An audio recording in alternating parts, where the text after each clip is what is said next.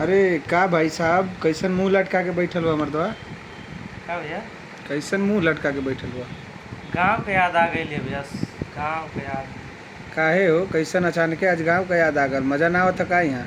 ना भैया, गांव में जीवन मजा है ना, जीवन सुख जीवन गांव में है।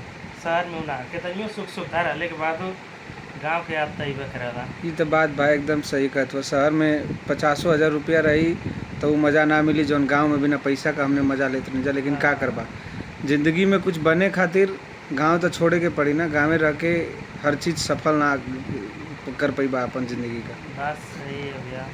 लेकिन गांव वैसे गांव के तो के का चीज़ याद आवत है ज़्यादा? ऐसा कौन चीज़ है जौन याद आवत है?